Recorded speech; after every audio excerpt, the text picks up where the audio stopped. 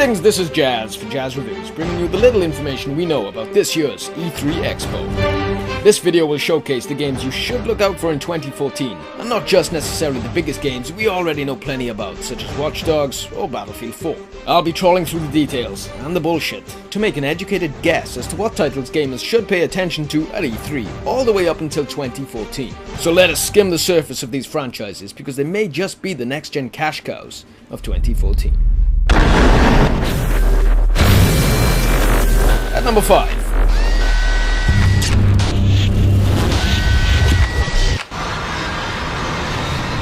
The Evil Within.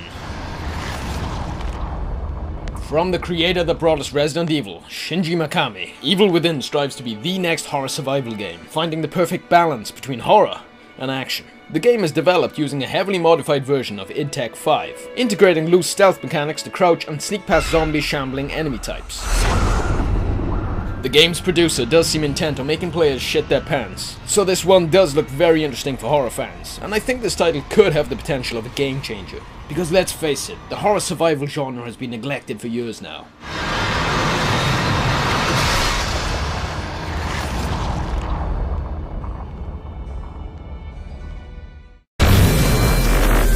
At number 4. Destiny. Developed by Halo Legends Bungie, all we really know is Destiny will be an action role-playing first-person shooter set in a mythic science-fiction open-world setting.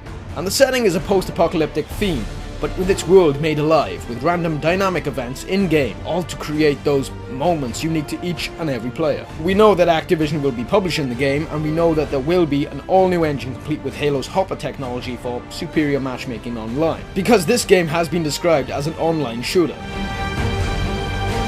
Supposedly, however, the real emphasis lies with what sounds like a Journey-style seamless integration with other players on the network. The fact is, there's a lot riding on this franchise. This franchise has been hyped to be one of the biggest prospects come the next generation. The MMO elements do not appear to be in any way massive, but with so much money being thrown Destiny's way, there is a hunch that we could be looking at Bungie's next Halo.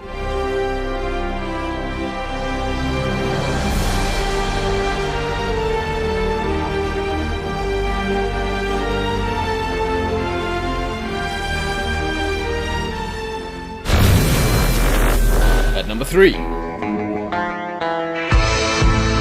Metal Gear Solid 5, The Phantom Pain. Well, what do we know about this title? We were originally expecting a Ground Zeroes to help launch the shiny new consoles, but what we must now speculate is that Ground Zeroes will either form a segment within Metal Gear Solid 5, or open the gates to another sequel entirely. But either way, what's clear is that MGS5 Phantom Pain will remain the product of tactical espionage action. Kojima tells of an open-world, third-person stealth game set in the 1980s. The main character is, of course, Big Boss, tossing David Hayter's voice acting out altogether. After so much controversy and hope, Big Boss will now be voiced by 24's Kiefer Sutherland. But MGS4's Metal Gear Online is still the best multiplayer experience I've ever had, but still no word on any kind of a multiplayer just yet for Phantom Pain. So fingers crossed, MGO fans. At number 2. Thief 4.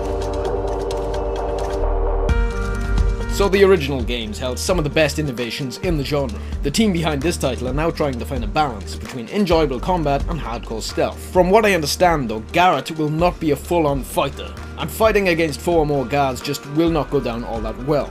It's the kind of practicality Ubisoft desperately needs to scale into Assassin's Creed anytime now. The perfect heist lies in the preparation. It's easy to lump this game in with some kind of Dishonored, but we just don't know which way the devs will be taking Thief 4. Eidos has been particularly vague about how faithful the team is remaining to the original Thief lore. Many of Thief's magical elements will be torn down, and camera angles will transition from first to third person upon enemy takedowns and such. But personally, I can't wait to see what the hell will happen for this reboot. This is a pretty important one.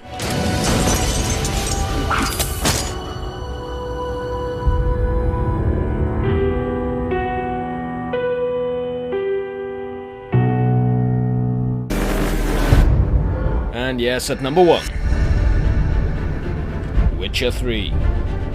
For PC gamers across the board, you need to play Witcher 2. Hell, why not just start at Witcher 1? Graphically speaking, we can expect nothing but brilliance from CD Projekt's upgraded engine for the latest addition to the series.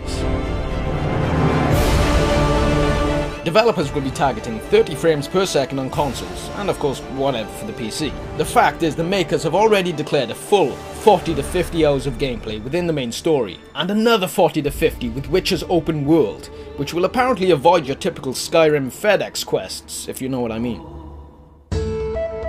Geralts can now jump, and they claim their map will be 30 times bigger than Witcher 2 and even larger than the Elder Scrolls Skyrim. They'll still be driving for a story-focused game, however Geralt will be able to travel by horseback with around 30 to 40 minutes to travel from one side to the other side of the map.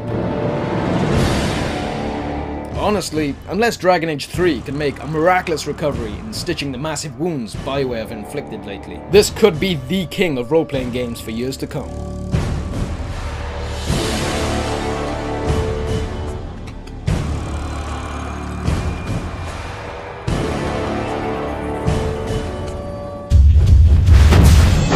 This has been Jazz for Jazz Reviews, with just 5 games you should look out for in E3 and the next year or so. So based on just a handful of facts, hopefully I've turned at least one of your eyes towards one of these titles. But anyways, I'll be using this opportunity to announce the guys at Opinion Outpost with a paid and rewarded program which you may have already heard about by now, but it's free of course, with the basic principle that, well, you can either get Amazon gift vouchers if you do use Amazon, or even cash in some cases for feeding some real research their way. Not a bad gig for a little bit of effort.